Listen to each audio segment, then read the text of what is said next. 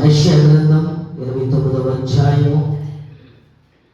యెషయా గ్రంథం 29వ అధ్యాయము 22వ వచనం చదువుకుందాం.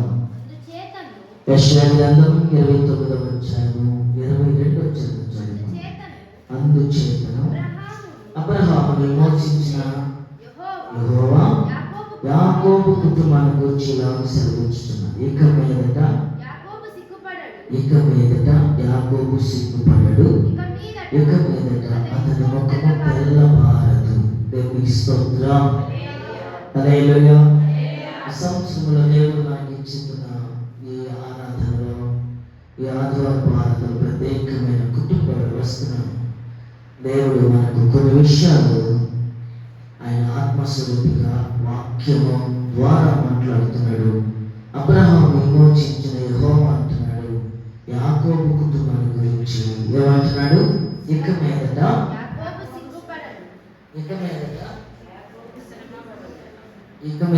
యాకోబు కుటుంబం సిగ్గుపడదు. దేవుని స్తోత్రం. హల్లెలూయా, హల్లెలూయా. యాకోబు అనగా విమోచించబడిన ఇశ్రాయేలు. అంటే మనం కూడా విమోచించబడిన దేవుని బిడ్డలు, యేసుక్రీస్తు రక్తం చేత కడగబడిన. ఒకప్పుడు యాకోబు లాంటి జీవితంలో ఉన్నావేమో, ఇప్పుడు మనం విమోచించబడిన వారు.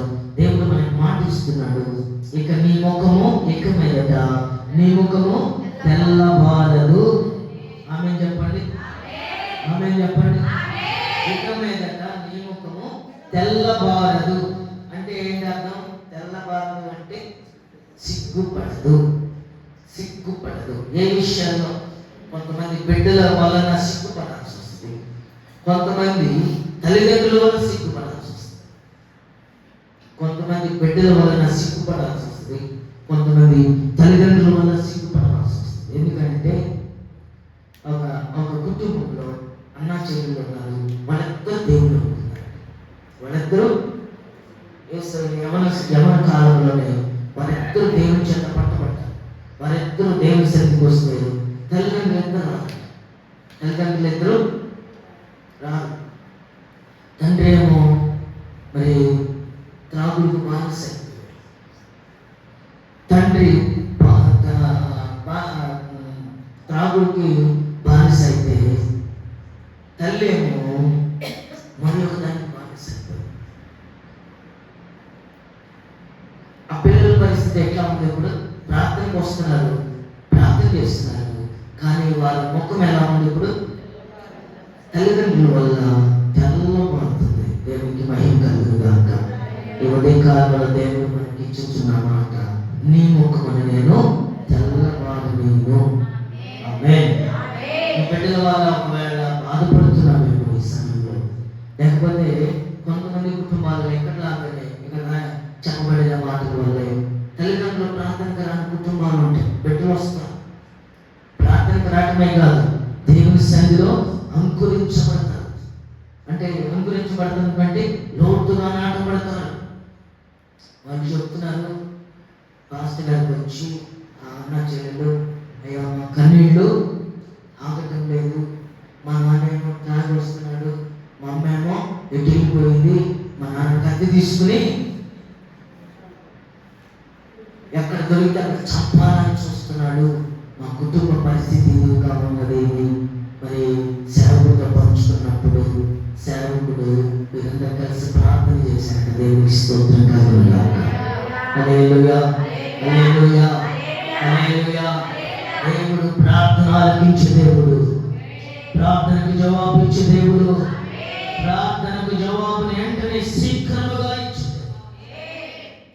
వెంటనే వారి పిల్లలు కలిసి ప్రార్థించినప్పుడు ఆ కుటుంబం మార్చబడింది. తండ్రి త్రాగు నుంచి విడిపించబడ్డాడు, తల్లేమో పాపం నుండి విడిపించబడింది. ఇప్పుడు ఆ కుటుంబం ఎలా ఉంది? ఏదైనా నీ కొరకు చేసేందుకు ఇచ్చితివి బలమైన శక్తిని. ప్రభు సన్నిధిలో ఏదైనా చేయటానికి మనకు శక్తినిచ్చును గాక, బలమిచ్చును గాక, క్షేమమిచ్చును గాక, సమాధానమిచ్చును గాక, ఆరోగ్యమిచ్చును గాక, ఐశ్వర్యమిచ్చును గాక, ధనమిచ్చును గాక.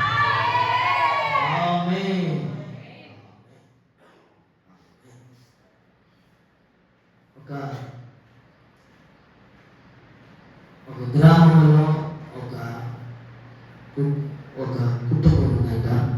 ఆ కుటుంబం చాలా ప్రేమ కలిగింది, దేవుని అంటే భయభక్తులు కలిగింది, దేవుడు అంటే ఎంతో ఆశ కలిగిన కుటుంబం.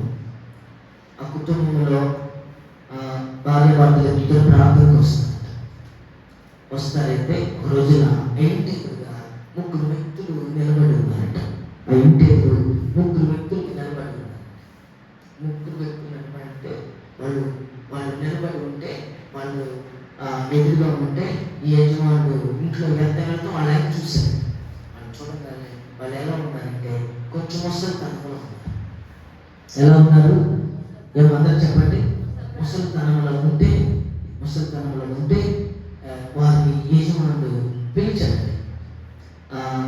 మీరు ముగ్గురికి ఈ భార్యకు చెప్పాడట. వారిని పిలుస్తూ వారికి భోజనం పెట్టు. దేవుని స్తోత్రం. హల్లెలూయా. భార్య అంట ముగ్గురు కాదులే కానీ ఒకళ్ళ విలువ. దేవుని స్తోత్రం. ఒకళ్ళ విలువ ముగ్గురులో అప్పుడు ఈయన అన్నాడంట, భార్య మాట చెప్పకుండా, అయ్యా ముగ్గురులో ఒకళ్ళు రండి, మీకు భోజనం పెడతారు. వారి ముగ్గురులో పేర్లు ఏంటంటే, ఒకరి పేరు ఐశ్వర్యం, ఒకరి పేరేంటి? ఒకరి పేరేంటి చెప్పండి? ఒకరి పేరేంటి? ఐశ్వర్యం. మరి ఒకరి పేరు దీర్ఘాయువు. మూడవ పేరు ప్రేమ. మొదటి ఆయన పేరేంటి? రెండో ఆయన పేరు దీర్ఘాయువు. మూడో ఆయన పేరు ప్రేమ. ఈ ముగ్గురు వాళ్ళ పేరు. అప్పుడు వాళ్ళు అంటున్నారంట, మా ముగ్గురులో ఎవరు రావాలి? దీర్ఘాయువు రావాలా? తర్వాత ఐశ్వర్యం రావాలా? ప్రేమ రావాలా? అన్నప్పుడు వాళ్ళిద్దరూ ప్రభు సన్నిధికి వస్తున్నప్పుడు దేవుడు జ్ఞానం ఇచ్చారు. ఏ జ్ఞానం? దేవుని జ్ఞానం. ఎవరికుంది దేవుని జ్ఞానం? దేవుని జ్ఞానం ఎవరికుందంటే దానియేలుకుంది. దేవుని స్తోత్రం. దేవుని జ్ఞానం ముగ్గురు లేదు. ఇప్పుడు ముగ్గురు ఛాన్స్ లేదు, ఒకరికే. ఇప్పుడు ఏం చేయాలి? అప్పుడు వీళ్ళు ఆలోచించి, ఐశ్వర్యము ఇంట్లోకి ఏమొచ్చింది? ఐశ్వర్యం మాత్రమే. రెండోది దీర్ఘాయువు పిలిస్తే ఏమొస్తుంది? దీర్ఘాయువు మాత్రం. ఇప్పుడు వీళ్ళిద్దరు అనుకున్నారు, ప్రేమను పిలిస్తే ఇవన్నీ కలిసి వస్తాయి అనుకున్నారట. వెంటనే ప్రేమను రమ్మన్నారట. దేవుని స్తోత్రం. హల్లెలూయా. మన దేవుడు ఎవరు తెలుసా? ప్రేమాస్వరూపుడు. ప్రేమ వస్తే ఏమొస్తాయి? అన్ని కలిసి వస్తాయి. ఇప్పుడు దీర్ఘాయువు పిలిచేవనుకో ఓన్లీ దీర్ఘాయువే ఉంటుంది. ఐశ్వర్యం పిలిచేవనుకో ఓన్లీ ఐశ్వర్యం వస్తుంది. ప్రేమను పిలిస్తే ప్రేమతో పాటు సమస్తం వస్తుంది అంటే దేవుని స్తోత్రం. హల్లెలూయా. హల్లెలూయా. 23వ వచనం చదువుదాం. 23వ వచనం, అతని సంతానపు వారు తమ మధ్య నేను చేయి కార్యము చూచినప్పుడు నా నామమును పరిశుద్ధపరచుదురు. యాకోబు పరిశుద్ధ దేవుని పరిశుద్ధపరచుదురు. ఇశ్రాయేలు దేవునికి. ఇప్పుడు మన ఇంట్లో ఒక ప్రేమ వచ్చింది అనుకోండి, అన్ని సమకూడి ఆయన ఏర్పరచుకున్న వారికి, చెప్పండి, ఆయన ఏర్పరచుకున్న వారికి సమకూడి సమస్తము ఆయన జరిగిస్తాడు. ఆమేన్. ఆమేన్. ఆయన ఏర్పరచడానికి మనం ఏం చేయాలంటే దేవుని సన్నిధిని పట్టు వేడుకుంటూ ఉండాలి.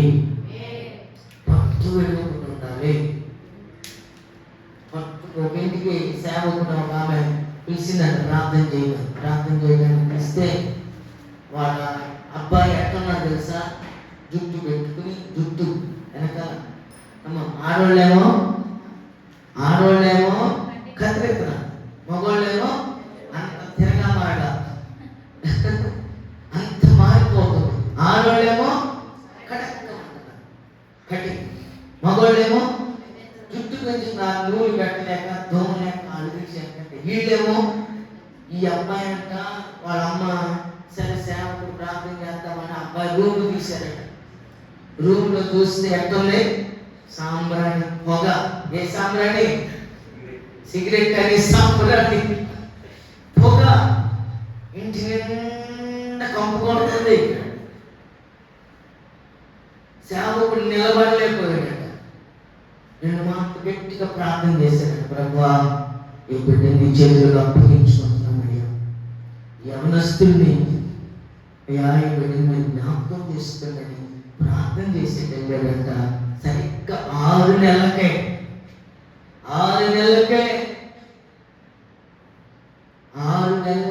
వాళ్ళ అమ్మతో పాటు దేవుని మందిరానికి వచ్చాడు. దేవునికి స్తోత్రం. హల్లెలూయా. ఎలా వచ్చాడు? జడేసుకుని రాలా? ఎలా వచ్చాడు? కటింగ్ చేయించుకుని బైబిల్ పట్టుకుని చక్కగా ఎంత ధీరంగా వచ్చాడంటే. అంతకుముందు ఎట్లా ఉన్నాడు? హెడ్ ఫోన్స్ పెట్టుకుని అయ్యేమి హెడ్ ఫోన్స్ అయ్యి బర్స బ్లూటూత్ అవి పెట్టుకుని పద్దాకా ఎట్లా ఎగురుతా ఉంటాడంట. ఇప్పుడు ఎట్లా ఉన్నాడు? దేవుడు సమస్తమును మార్చగలిగిన దేవుడు. నీ కుటుంబానికి ఇక మీదట సిగ్గు పడనివ్వడు. నువ్వు ఎక్కడున్నావు? దేవుని సన్నిధిలో నీవు విమోచించబడిన వారుగా నిలబడును గాక. నీ కుటుంబాన్ని దేవుడు ఇప్పుడు మార్పు, విప్లవాత్మకమైన మార్పు నీ కుటుంబంలో కలుగును గాక. విప్లవాత్మకమైన మార్పు నీ కుటుంబంలో కలుగును గాక. యాకోబు కుటుంబం మీద వచ్చిన కటాక్షం ఇప్పుడు నీ కుటుంబం మీద వచ్చును గాక.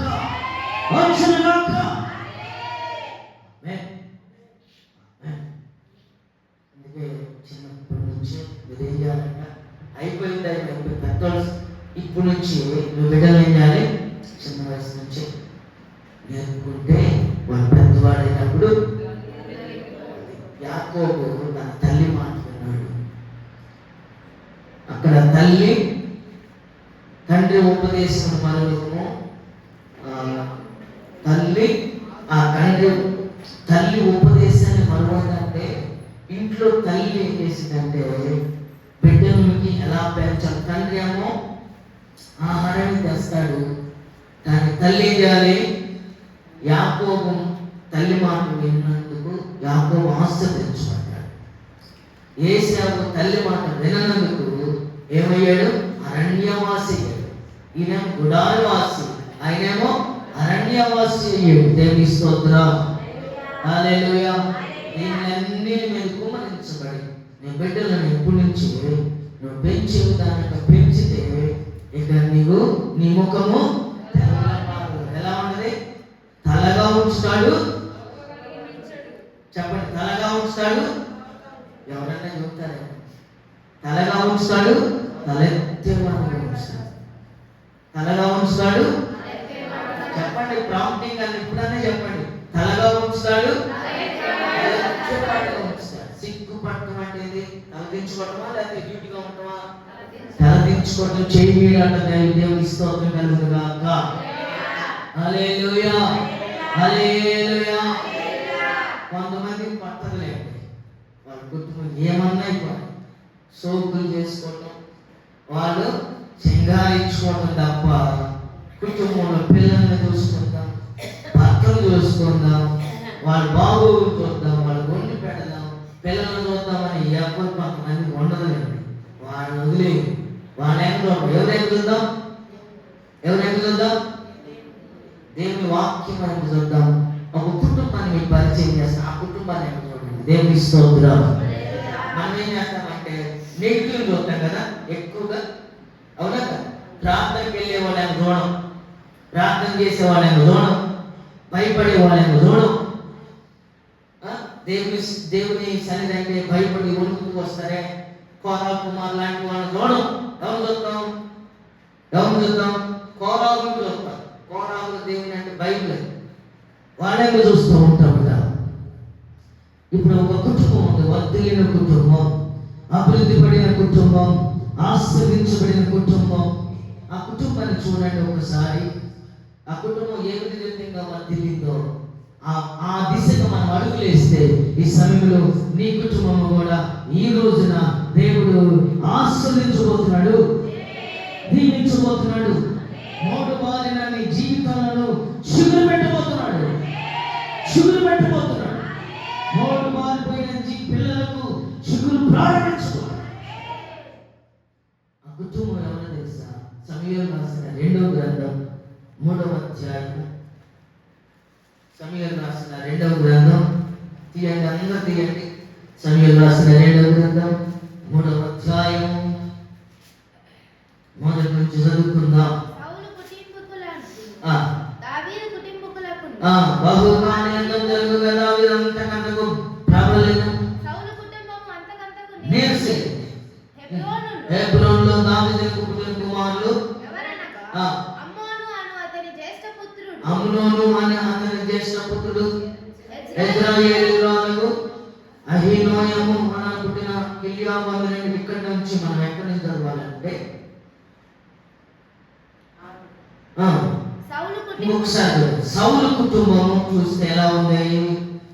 నీరసైపోయింది. దావీదు కుటుంబం చూస్తే ప్రబలిను. ఈ రెండు కుటుంబాలు ఎవరంటే సౌలు కుటుంబం. సౌలు ఎవరో కాదు, ఇశ్రాయేలు ప్రజలకు మొదటి రాజు. సౌలు గురించి ఒక మాట చెప్తాను. సౌలు మొదట దేవునికి యోగ్యుడే, దేవుని అంటే భయపడ్డాడు. రాను రాను ఏమయ్యాడట? వ్యతిరేకమైన పనులు దేవునికి వ్యతిరేకమైన చేస్తాడు. మనం కూడా ఒకసారి ఆలోచిస్తే మొదట దేవుని సన్నిధికి వచ్చేది, తర్వాత ఏం చేస్తాం?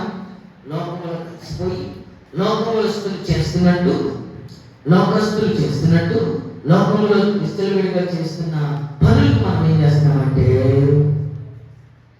వాటికి మనము చెల్లిస్తున్నాము. అప్పుడు దేవుడు అంటే సౌలు కుటుంబాన్ని ఏం చేశాడు? సౌలు ఏం చేశాడు? దేవునికి స్తోత్రం. ఇంకా అసలు విషయాలు చెప్తాను. సౌలు కుటుంబాన్ని దేవుడు సౌలు ఏం చేశాడు? దేవునికి స్తోత్రం. దావీదు కుటుంబం ఏమవుతుంది? అంతకంతకు ప్రబలుతుంది, ఆశ్రయించబడుతుంది, రోజు రోజుకి దీవించబడుతుంది. కారణం దావీదు దేవునికి హృదయానుసారుడు. ఆమేన్. దేవునికి దావీదు ఎవరు? హృదయానుసారుడు. హృదయంలో దావీదు ఎప్పుడు స్తుతిస్తూ ఉంటాడు, ఎప్పుడు స్తుతిస్తూ ఉంటాడు. ఈ పాటలు రాస్తూ ఉంటాడట.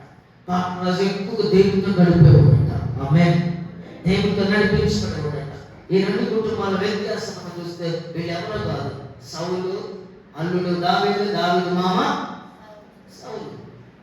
సౌలు దేవునికి వ్యతిరేకంగా ప్రారంభిస్తే సేవకుడు చెప్పాడు సమూయేలు గారికి, అయ్యా నీ తైలపు కొమ్మును తైలంతో ముంచుకొని వెళ్ళు, బెత్లెహేములో ఉన్న యెష్షయి ఇంటికి వెళ్ళు, వాళ్ళ కుమారుడు నేను అభిషేకించి రాజుగా చేయాలనుకుంటున్నానంటే, ఇప్పుడు అలా ఆల్రెడీ సౌలు గారు ఉన్నారు కదంటే నేను చెప్పినట్టు చేయాలి. దేవుడు మరి శాస్త్రం ఇచ్చారు. దేవునికి స్తోత్రం.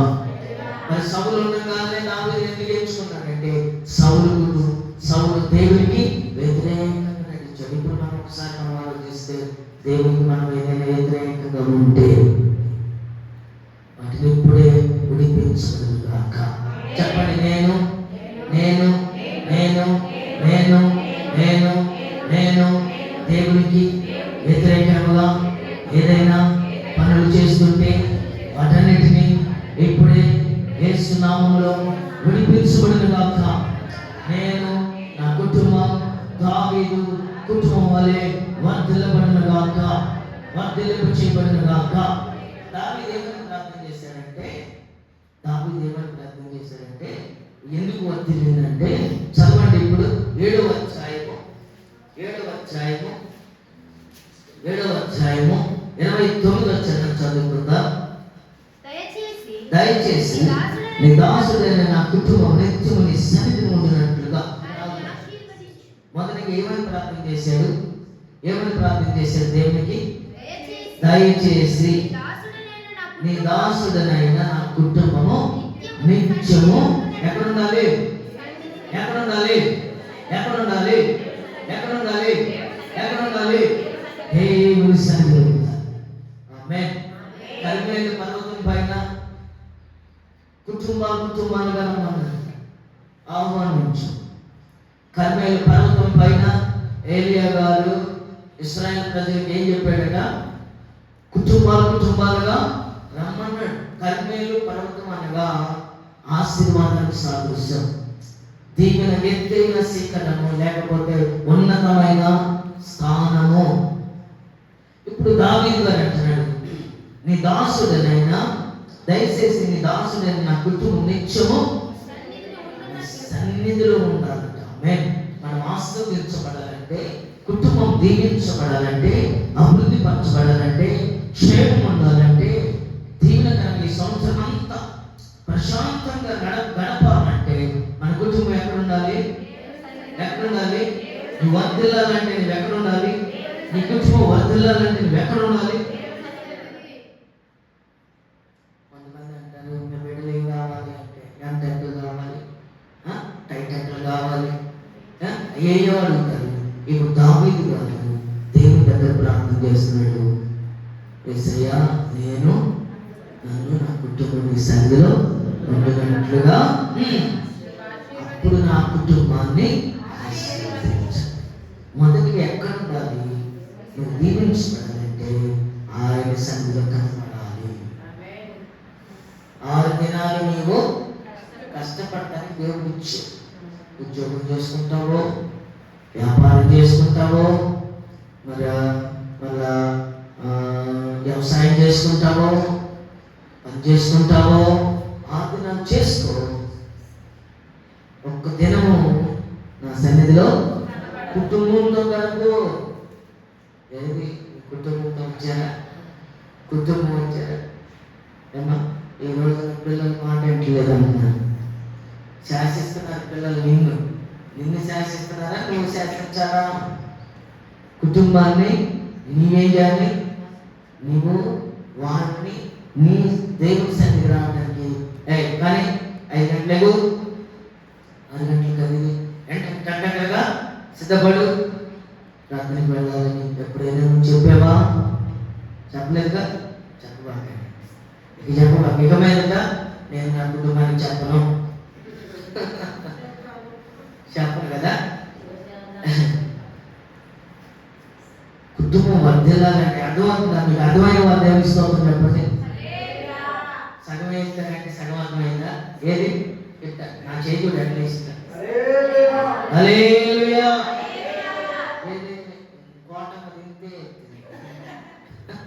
ఏది లేవు లిఫ్ట్ దేవుని స్తోత్రం. చేతులు ఎత్తుగా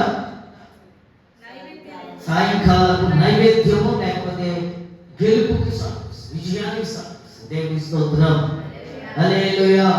నీ దాసుని నా కుటుంబం నిత్యము సన్నిధిలో ఉంది, నన్ను ఆశీర్వదించమని అడిగినప్పుడు దేవుడు ఏం చేశాడు? ఆ కుటుంబాన్ని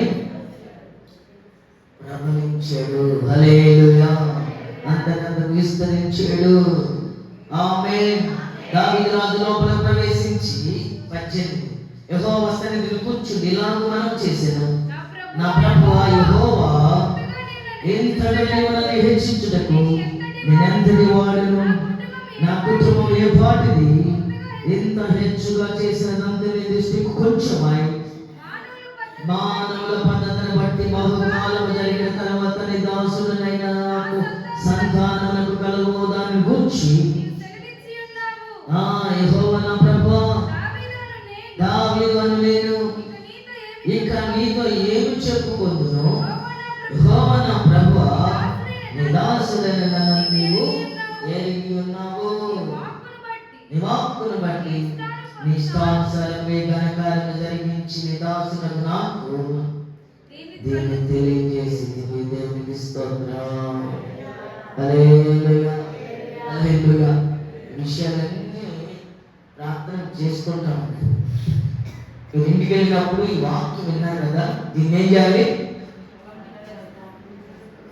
గుర్తు లేకపోతే మనకి యూట్యూబ్లో వచ్చి చక్కగా మళ్ళా పెట్టుకుని మాటలు గుర్తుండేయని మళ్ళీ పెట్టుకుని ప్రార్థన చేయండి. ఈ సంవత్సరం దావీదు కుటుంబాన్ని ఆస్వాదించిన దేవుడు నిన్ను కూడా ఆస్వాదించబోతున్నాడు, దీవించబోతున్నాడు. నీ కష్టకాలం నుండి దేవుడు విడిపించబోతున్నాడు. ఆమేన్, ఆమేన్, ఆమేన్. సమూయేలు రాసిన మొదటి గ్రంథం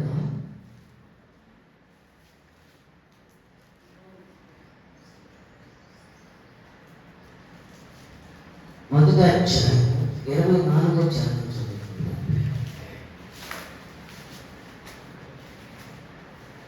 పాలు మాన్పించిన తరువాత అతడు ఇంకా చిన్నవాడై ఉండగా ఆమె ఆ పాలుని ఎత్తుకుని 3 కోడెలను పిండిని ద్రాక్షారసం తిత్తిని తీసుకొని షిలోహులోని మందిరమునకు వచ్చెను. దేవునికి స్తోత్రం. హల్లెలూయా.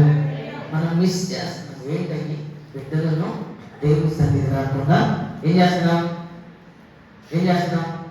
పిల్లలకు సైకిల్ నుంచి తిరగండి అమ్మా, అబ్బాయి అమ్మాయి మీరు తిరగండి, నేను రాత్రికి వెళ్ళి కాసేపు కూర్చుని నేను వస్తాను అని వదిలేస్తున్నారా? మిస్ చేస్తున్నారు. ఇక్కడ షిలోహు మందిరానికి వచ్చేటప్పుడు ఏమేం చేసింది హన్నా గారు?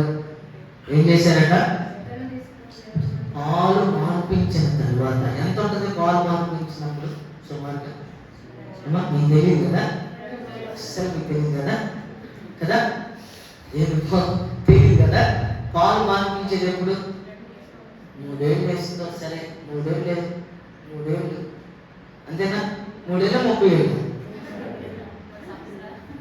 ఏళ్ళు 3 ఏళ్ళు పాలు మార్పించిన తర్వాత సమయాన్ని తీసుకెళ్ళి ఎక్కడ చేర్చేసింది? ఏమన్నా ఢిల్లీ పబ్లిక్ స్కూల్లో చేర్చిందా? అంతేనా? ఢిల్లీ పబ్లిక్ స్కూల్లో చేర్చిందా? ఎక్కడ చేర్చింది? దేవుడి మందిరంలో తీసుకువెళ్ళి యాజకుడి చేతికి అప్పగించింది. దేవుని స్తోత్రం. హల్లెలూయా, హల్లెలూయా. యాజకుడి చేతికి అప్పచెప్పింది. ఎట్లా వెళ్ళింది? కృతజ్ఞతలో వెళ్ళింది. ఎలా వెళ్ళింది? ఏం తీసుకెళ్ళింది? వెళ్తూ ఆమె పాలు ఎత్తుకొని 3 కోడెలను తూమెడు పిండిని ద్రాక్షరస తిత్తిని ఎత్తుకెళ్ళి మందిరంలోకి వెళ్ళి వధించి ప్రభు సన్నిధిలో ఏరియాలో తీసుకుని వెళ్ళి ఆ పాలను అప్పగించిందంట. దేవుడికి మహిమ కలుగును గాక. హల్లెలూయా, హల్లెలూయా, హల్లెలూయా, హల్లెలూయా, హల్లెలూయా, హల్లెలూయా. ఆ బిడ్డను తీసుకెళ్ళి మందిరంలో పెడితే ఆ పిల్లడు ఏం చేశాడట? యాజకుడు చెప్పినట్టు పరిచర్య చేయడం మొదలేశాడట. ఏం చేశాడు? పరిచర్య చేస్తాం మొదలేశాడు. పరిచర్య అంటే సేవకు చెప్పిందల్లా అది తీసుకురా అంటే తీసుకొస్తున్నాడు. చిన్నపిల్లడు అప్పుడే అది తీసుకుంటూ ఉంటే అతను చిన్నపిల్లడు తగిన మాట చెప్తున్నప్పుడు ఆ బాలు ఎదిగినప్పుడు ఇక దేవుడు ఏం చేస్తున్నాడు? అతనితో మాట్లాడటానికి ఇష్టపడుతున్నాడు. దేవుని స్తోత్రం. నీ కుటుంబం ఈరోజు వర్తిల్లాలంటే దేవుడు మాట్లాడాలి. ఆమేన్. మాట్లాడే అనుభవం కావాలి. నీ బిడ్డలు ఎదిగి దేవుని సన్నిధిలో మీ బిడ్డలు పెంచితే వారు ప్రయోజకులు అవుతారు. అంతేనా? తండ్రి శిక్షించిన కుమారుడు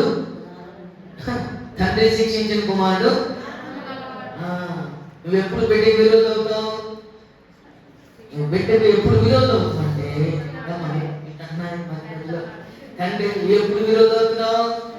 చెప్పండి. నువ్వు ఎప్పుడు శిక్షించినప్పుడు కాదు, పెద్ద మానవుడు చెత్త పక్క తీసుకుని ఎవరైనా అంటే మీ అబ్బాయి నువ్వు ఎంత పని చేసాడు అని అంటే అప్పుడు కోపం వస్తుంది. అంతకుముందు చూస్తానే ఉంటారు, ఏం చేస్తున్నా చూస్తానే ఉంటారు. దేవుని స్తోత్రం. బిడ్డను పెంచమని దేవుని సన్నిధిలో పెంచే విధానం లేకపోతాడు నీ విరోధం. అంతేనా? ఇప్పుడు రమ్మను రాత్రికి మీ అందరికి ప్రశ్న ఇప్పుడు మీ బిడ్డను రమ్మను ఏం చెప్పరండి మీకు లేదు. ఇప్పుడు రమ్మను రాకపోవడం కాదు, మేకపోతా ఇంకొద్ది గట్టి కడిగితే దేవుని స్తోత్రం కలుగును గాక. ఏ పరిస్థితిలో ఉంది వ్యవహారం? అందుకనే ఆమె ఏం చేసింది? పాలు మార్పించింది. ఎక్కడ తీసుకెళ్ళింది? ఈ మందిరమును అలవాటు చేయాలి. మీరు వచ్చే మందిరములకు సిద్ధపరచుకోవాలి. మందిరములకు మనం అటాచ్మెంట్ ఉండాలి. అప్పుడు నా కుటుంబం వదిలేదు అని నువ్వు వేడుతున్నావు. ఎందుకు వదిలింది? ఎప్పుడు ఇదే పోలేక, ఎప్పుడు అరాకొరే, ఏ కొర అరాకొరే అరాకొరే. ఒకసారి ఉంటుంది, ఒకసారి ఉంటుంది, ఒకసారి ఉంటుంది, ఒకసారి ఉంటుంది, ఒకసారి ఉంటుంది, ఒకసారి అసలు ఉండదు. అసలు దేని స్థితిలో ఎప్పుడైతే దేవుని సన్నిధిలో నువ్వు ఉంటావో నీ దాసుడు నా కుటుంబ నిత్యము నీ సన్నిధిలో ఉందినట్లుగా అప్పుడు దేవుడు ఆశీర్వదించడానికి ఆనవాళ్ళు ఉంది. అప్పుడు అడగండి, దేవునికి మహిమ కలుగును గాక. హల్లెలూయా, హల్లెలూయా, హల్లెలూయా. వేదిలో దేవుని ఆత్మ ఉన్నది. బిడ్డను ఏం చేసిందంట? పాలిస్తూ దేవుని వాక్యాన్ని పోషించింది. తల్లి పాలిస్తూ వాక్యాన్ని పోసింది. ఆ బిడ్డ ప్రయోజకుడై మోషే, దైవజనుడు మోషే ఇశ్రాయేలు ప్రజలు నాయకుడై. ఆమేన్, ఆమేన్. ఇంట్లో నలుగురిని పెంచాలంటే, నలుగురిని నడిపించాలంటే ఒకటి మైండ్ ఒక రకంగా ఉంటుంది, ఇంకోటి మైండ్ ఒకటేమో వస్తానని రాలా, ఒకటేమో రానని. చూడండి, ఇద్దరు బిడ్డలకు ఎంత తేడా ఉంటుంది. మరి దైవజనుడు మోషే ఎంతమంది నడిపాడు? లక్షలాది మంది ప్రజలను నడిపించడానికి కారణం ఎవరు తెలుసా? ఎవరు? తల్లి ప్రయాస. చిన్నప్పుడు అంతఃపురంలో పెరిగారు. 40 సంవత్సరాలు దేవుడు ఎక్కడ పెంచాడు? ఆ టైంలో మగపిల్లలు పుట్టిన వాళ్ళని చంపేమని పరు ఆక్రమించినప్పుడు పరు ఎక్కడ పెరిగాడు? అంతఃపురంలో, రాజుగారి అంతఃపురంలో పెరిగి 40 ఏళ్ళు ప్రయోజకుడుగా ఉన్న దేవుని స్తోత్రం. తల్లి ఏం చేసింది? చక్కగా పెంచుకుంటూ. అప్పుడు దేవుని బిడ్డల కొరకు ఐగుప్తు ధనము కంటే దేవుని బిడ్డలతో నేను నిందమోయట గొప్ప భాగ్యమని బయటకు వచ్చేసి దేవుని స్తోత్రం. అది పెంచకపోతే, యోగవేదు పెంచకపోతే ఏమయ్యేవాడు? రాజుగా తన మైలు పడిపోయేది. ఈ ప్రజల నుంచి విడిపించబడటానికి కష్టమైపోయేది. అసలు చరిత్ర ఎక్కడ నాకు తెలియదు, కానీ దేవుని ప్రణాళిక దేవుని స్తోత్రం. బిడ్డలను పెంచండి, ప్రయోజకులు అవ్వండి. ప్రభు దావీదు వల్లే వారి కుటుంబం వల్లే వర్ధిల్లును గాక. అలాగే సమూయేలు వల్లే బిడ్డలు వర్ధిల్లును గాక. దైవజనుడు మోషే వల్లే బిడ్డలు నాయకులుగా మార్చబడును గాక, మార్చబడును గాక.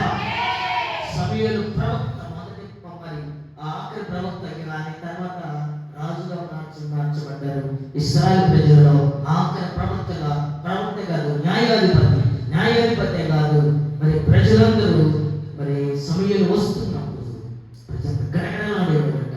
అంతగా దేవుడు హెచ్చించడానికి కారణం తల్లి పెంచిన విధానం. ఎక్కడైనా మందిరంలో పెంచిన విధానం. దేవుని స్తోత్రం కలుగును గాక.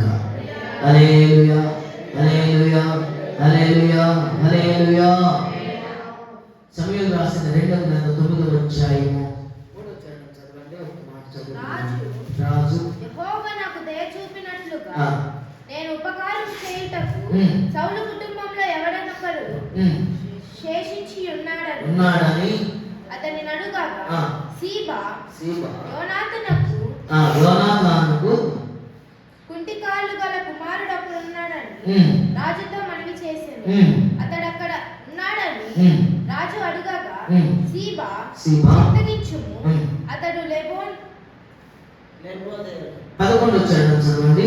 నా ఏలిన మాకు రాజు తన దాసునికి ఇచ్చిన ఆజ్ఞనంతటి చొప్పున నీ దాసుడైన నేను చేసిన సీబా రాజుకు చెప్పిన కాగా మెఫీబోషెత్ రాజు కుమారులతో ఒకడైనట్టుగా రాజు వల్ల యొక్కని భోజనము చేయించుండెను. దేవుని స్తోత్రం కలుగును గాక. హల్లెలూయా, హల్లెలూయా, హల్లెలూయా. యోనాతాను ఎంత చేసినా దావీదుతో ఎంత ప్రాణ స్నేహితుడుగా ఉంది. దావీదు రక్షించాడు. తన తండ్రి భార్యను రక్షించాడు. యోనాతాను ఒకేసారి చనిపోతే దావీదు అడిగాడు, ఎవరైనా పలానా సౌలు కుటుంబ వంశములో ఎవరైనా ఉన్నారంట. ఎవరతను చెప్పండి, ఎవరతను? ఎవరు? ఏం చెప్పరండి. మీ పిల్లలు ఆ పేరు పెట్టి పిల్లరా ఒక ఆమంట బాప్తిసం తీసుకుంటే పాస్టర్ గారు మిరియాము అని పేరు పెట్టారు. ఏం మర్చిపోయి ఇంటికి వెళ్ళి ఏం చెప్పింది? భర్త అడిగిందంట, ఏం పేరు పెట్టాడే పాస్టర్ గారు నీకు బాప్తిసం తీసుకున్న తర్వాత అంటే ఏం మర్చిపోయి అది చేసి బిర్యానీ అని పెట్టాడు. బిర్యానీ అని పెట్టాడు అన్నాడు. ఎంత ఈయన వెళ్ళాడు కోపంతో, ఎవరో గట్టి వెళ్ళాడంట. ఇక వెళ్ళే ఏంది నా భార్య బిర్యానీ పేరు పెట్టామని వేసాడు. ఈయన ఆశ్చర్యపోయాడు. ఏం పేరు పెట్టాడు? బిర్యానీ పెడితే బిర్యానీ అంటే ఇప్పుడు అట్లా ఉంది క్రైస్తవ సంఘ పేర్లు రావట్ల మన బైబిల్లో పేర్లు. ఏం పేరంట? అట్లా మెఫీబోషెత్. ఈయన శేషించబడి అంటే ఒకడున్నాడు, దేవుని స్తోత్రం. అయితే వాడు 2 కాళ్ళు లేవు, కారణం పుట్టుకతో కుంటువాడు కాదు. ఆ యుద్ధ సమయంలో అతని కాళ్ళు పోయి, దేవుని స్తోత్రం కలుగును గాక. అప్పుడు దావీదు పిలిచి ఎక్కడ కూర్చోబెట్టాడు? భోజనపు బల్ల దగ్గర. దేవుని స్తోత్రం కలుగును గాక. రాజుగారి బల్ల దగ్గర మనందరికీ స్థానం దొరుకును గాక. ఏ బల్లది? ఆదివారం, ఫస్ట్ ఆదివారం ఇక్కడ బల్ల వేస్తారు. ఈ బల్లలో పాల్గొన్న వారు ఏ బల్లలో పాల్గొంటారు చెప్పండి? పరలోకంలో బల్ల ఉండదు, మధ్యాకాశంలో బల్ల ఉంటుంది. ఎక్కడ ఉన్నది? ఏమో శనివారాలు ప్రార్థనకు వస్తే మీకు బాగా వస్తుంది వాక్యం. ఎందుకని? శనివారం మనము సంఘం గురించి చెప్తాం. శనివారం సంఘం, పౌలు కట్టిన సంఘాల గురించి లోతుగా నాటపడింది. ఇప్పుడు ఈ మధ్యాకాశంలో బలపై పడింది. ఆ బలలో మనకు చోటు వచ్చునుగాక. శాశ్వతమైన కృపతో మనందరినీ ఆయన కృపలు నడిపించుగాక. దావీదు కుటుంబం వల్ల మనం స్థిరపరచుగాక. ఇక నీ ముఖం, అప్పుడు నీ కుటుంబం వదిలిందనుకో, నీ ముఖం ఎట్లా ఉండదు? ఇప్పుడు ఇక ఎట్లా ఉండదు? ఎలా ఉండదు? తలగా ఉంటావు. బిడ్డలకు ఉద్యోగం వచ్చిందని ఎట్లా ఉంటావు? బిడ్డలకు ఉద్యోగం వచ్చింది అంటారా? ఎట్లా అంటారు? నా బిడ్డకు ఉద్యోగం వచ్చిందని ఎట్లా అంటారు? చూస్తూ చెప్తారు. దేవుని స్తోత్రం. ఈ రోజున ప్రయోజకుడు అయినప్పుడు ఏమంటారు? నా బిడ్డ అమెరికాలో సాఫ్ట్వేర్ అన్నారు. ఎట్లా ఉంటుంది? ఎంత గొప్పగా చెప్పుకుంటారు. అలా దేవుడు వర్ధలింప చేస్తాడు. ఎక్కడ పెంచితే మీరు వస్తున్నారు కదా, మీరు రాకపోతే ఇంకా దాని గురించి అనవసరం. మీరు వస్తున్నారు కదా. దావీదు గారు వచ్చాడుగా, తన కుటుంబాన్ని తెచ్చుకున్నాడుగా, దైవం పాదాలు పెట్టుకున్నాడుగా, ప్రార్థన చేశాడుగా. అదే ప్రార్థన చేస్తే అన్నా కూడా ప్రార్థన వస్తూ ఏం చేసింది? తన కుటుంబాన్ని తీసుకొచ్చుకుంది. అలాగే మేము మీ బిడ్డలను ప్రభు సన్నిధిలో నడిపిస్తే మిమ్మల్ని దేవుడు ఆదుకుంటాడు. ఈ సంవత్సరం వాగ్దానం చేసిన దేవుడు, వాగ్దాన పుత్రుడు, వాగ్దాన సంపూర్ణుడు, వాగ్దాన పరిపూర్ణుడు, వాగ్దానం చేసిన వాడు, నమ్మదగిన దేవుడు, మాట తప్పని దేవుడు, మాట ఇచ్చి నెరవేర్చే దేవుడు. ఇక నీ ఎంత మాత్రం ఆలస్యం చేయడం, ఇక ఎంత మాత్రం ఆలస్యం చేయడు. దేవుని స్తోత్రం. మనం కూడా ఆలస్యం చేయకుండా ఉంటే దేవుడు కూడా ఆలస్యం చేయడు. మనం కూడా ఈ వాక్యం ద్వారా మన కుటుంబం కూడా వర్ధలే కుటుంబంలో నడిపించుగాక. ఆమేన్. దేవుని మాటలను మన హృదయంలో స్థిరపరచుగాక.